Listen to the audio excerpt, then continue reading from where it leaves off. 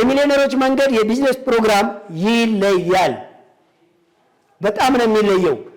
ስለሚለይ ነው ብዙ ፐርሰንት እንዲያተርፍ ያስደረግ ነው።